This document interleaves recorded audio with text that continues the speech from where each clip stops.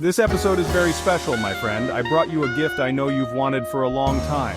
Your ultimate guide to stacking stones successfully.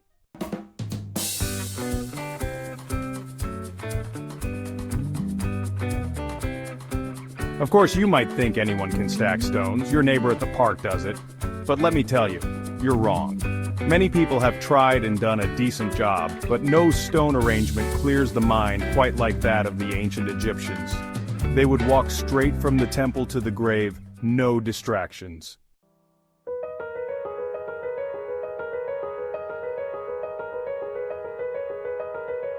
The ancient Egyptians were obsessed with death. Compared to the Greeks, what did they leave behind? Greek theaters. They loved entertainment. They'd finish their prayers at the temple and head straight to a play. The Romans, all about the arenas.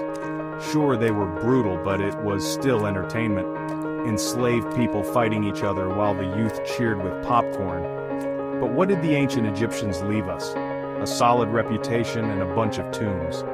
They left everything behind and poured their wealth into building elaborate graves. The standard Egyptian tomb started as a mastaba, a simple pit where the body was buried, covered with a rectangular stone structure. The mastaba served as a tombstone with inscriptions about the deceased's name and life details.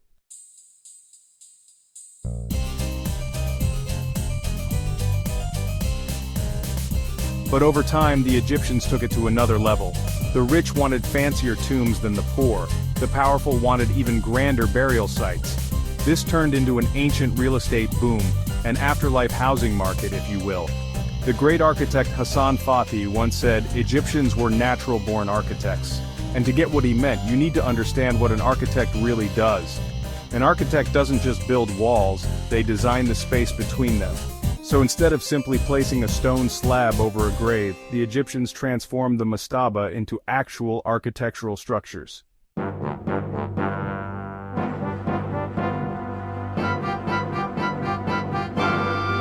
The mastaba became a full-on house for the dead, complete with rooms. The burial chamber acted as a bedroom for the deceased, and there was even a space for visitors. Imagine that. You're dead, but you still have guests dropping by. You can't serve them tea, but hey, they can help themselves. If a guest says, "Man, I'm starving," you'd reply, "Well, at least you're only starving. I'm completely dead." Egyptians even furnished their tombs with furniture, clothing, and slippers. Thankfully, that tradition died out. Otherwise, we'd be paying for 2 apartments, one for marriage and one for burial.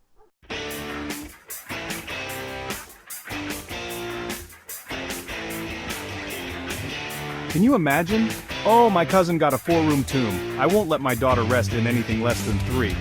But then came Djoser, and he wasn't having it. He wanted something bigger. Djoser ruled after a period of chaos. Some Egyptologists even think there was a civil war. He managed to bring order back to Egypt and kicked off the 3rd dynasty.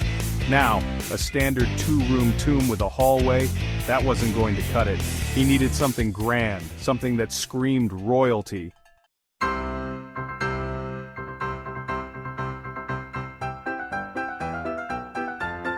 And that's where Imhotep came in. His name in ancient Egyptian roughly translates to bringer of peace, but more importantly, he was Djoser's right-hand man, an architect, engineer, and all-around genius. His mission? Design a burial site worthy of a king. Imhotep started by building a massive square mastaba, about 4,000 square meters, roughly the size of a Walmart supercenter. A structure fit for a pharaoh. But that wasn't enough. He looked at it and thought, "Let's go bigger." So he added another mastaba on top, and then another, and another. You see where this is going? Layer by layer, he created the world's first pyramid, the Step Pyramid of Djoser.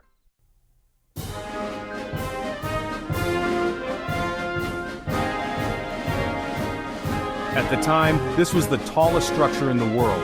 This was the Burj Khalifa of ancient Egypt, the first ever stone-built skyscraper. This step pyramid kicked off a trend. Within 100 years, we got Khufu, the mastermind behind the Great Pyramid of Giza. Now I know you're expecting me to give you Khufu's full bio, his life, his achievements, his family tree, but nope, not today. Here's the thing. History can be understood in 2 ways, the how and the why.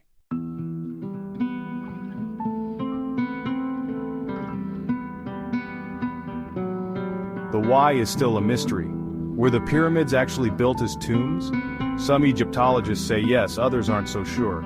There are countless theories, endless debates. Just know this: ancient Egyptian civilization lasted 3,000 years, but they only built pyramids for about 500 of them. Why did they start? Why did they stop? If you want answers, go watch a documentary or spend hours lost in an Egyptology rabbit hole. And yes, Egyptology is an entire field of study. You won't find Germanology or Russology at universities, but Egypt gets its own department.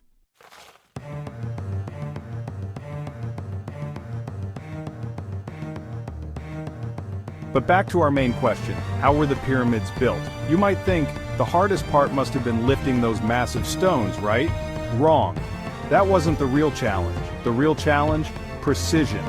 Building a pyramid isn't just about stacking giant stones, it's about getting every single step perfectly right.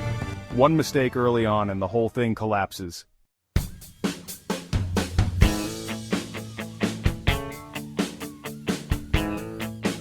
Let's put it in modern terms. Imagine you want to build a pyramid in your backyard, or better yet, picture your bed covered in a pile of messy clothes. Before you can start organizing, you first need to clear the surface and make it level. The ancient Egyptians did the same thing. Before stacking stones, they had to level the bedrock. And that wasn't easy.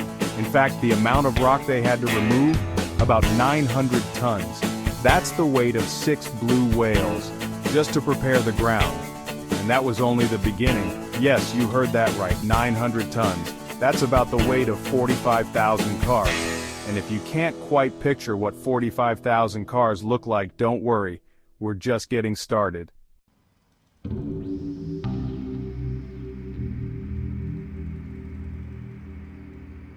The Egyptians used two main types of stone for pyramid construction. The visible part of the pyramid, the one you see, is made of limestone, sourced from nearby quarries. The stones varied in size and weight, but on average, each block weighed around 2.5 to 3 tons. Moving them, of course, was an enormous challenge, but don't rush ahead. Before thinking about how they transported the stones, consider how they cut them first. Unfortunately, my friend, stone doesn't naturally break into perfect rectangular blocks like in Minecraft. If you closely examine the pyramid stones, especially in critical areas like the king's chamber and the outer casing, you'll notice they were cut with extreme precision, so precisely that you can't even fit a sheet of paper between them. Now think, how did they manage this, especially considering they didn't have iron tools at the time?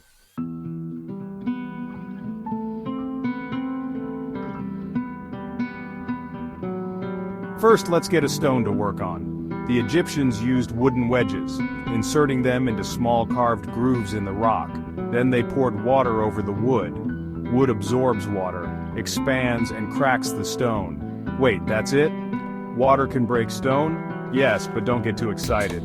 While you don't need advanced technology to extract a block of stone, the real challenge is shaping it with precision and uniformity. This part remains a bit of a mystery, but let me tell you about one of the theories.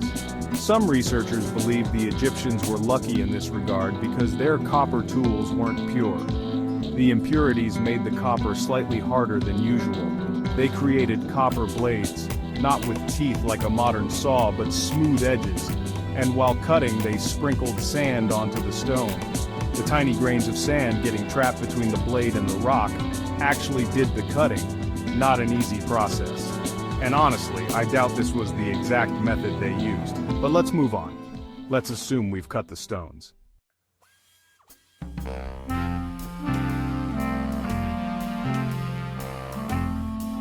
Transporting the stones. Without wheels. Wait, without wheels? Yes, my friend, without wheels. I don't want you to just hear numbers and accept them. I want you to think critically and calculate. The pyramids at Giza are about 5,000 years old. You know the Colosseum in Rome, the one from the movie Gladiator? That was built 2,500 years after the pyramids. So, my friend, the gap between us and the Colosseum is smaller than the gap between the Colosseum and the pyramids. Now focus! The pyramids were built before the invention of the wheel. Wait, what? The Egyptians built the pyramids before they had wheels? Yes. The wheel wasn't introduced to Egypt until much later. Remember Moses, the pharaoh who used war chariots to defeat the Hyksos? That was about 1,000 years after the pyramids were built. To Moses, the pyramids were already ancient monuments. He must have looked at them and thought, the ancients built these. Now back to our question. How did they move the stones without wheels? Well, we have a clear image of how they did it because an ancient Egyptian drawing shows how they transported statues, likely using the same technique for heavy stones. They placed the stones on wooden sleds and pulled them. But wouldn't the sand build up in front of the sled and slow it down? Exactly. That's why one team pulled the sled while another team poured water in front of it. The water hardened the sand, making it easier to slide the sled across.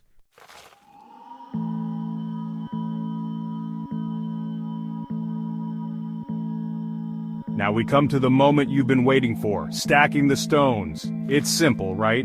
We just place the first row of stones, then the second row slightly inward, and keep going until we get a pyramid. Not so fast, dear viewer. Have you thought about the exact distance between the first row and the second row? This one decision changes everything. Different proportions create different pyramid shapes. Sudanese pyramids are taller and thinner, for example. So why did the Egyptians choose these specific proportions? I know, you're dying to hear about aliens and how they used the pyramids as Wi-Fi routers or something, but my dear viewer, there were no aliens. Only brilliant Egyptians who understood natural laws through observation, experimentation, and trial and error. If the pyramid was too steep, it would require more stones, making it heavier. But the biggest problem is something every builder faces: gravity. If you solve the problem of gravity, you can build anything you want. You can solve this problem by considering the weight of the building. If you compare it to the tallest building in the world today, which is Burj Khalifa, standing at over 800 meters tall, while the Great Pyramid is about 140 meters, Burj Khalifa is 6 times taller than the pyramid. Imagine it, 6 pyramids stacked on top of each other just to reach Burj Khalifa's height. But despite that, the pyramid is 10 times heavier.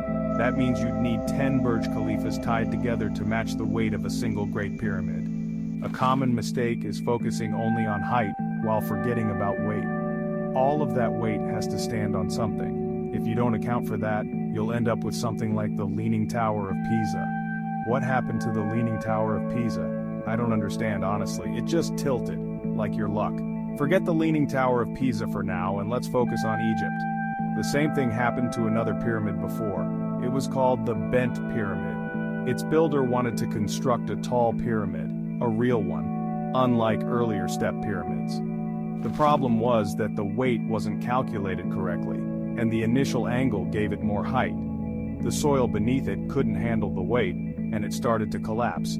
So they stopped construction, reconsidered the issue, and decided to change the pyramid's angle to reduce its height and weight. The result? A pyramid that looked different from all the others. In the 3 Great Pyramids, they laid a complete stone layer across the entire base to prevent any part from sinking. Plus, they chose a lower height so the weight would be lighter. Did all of this happen just because of the distance between 2 rows of stones? Yes, and it all goes back to the building's foundations, the part often overlooked because of the impressive structure. That's exactly what was improved in later pyramids. The foundation was reinforced with complete stone layers, preventing any weak spots from causing instability.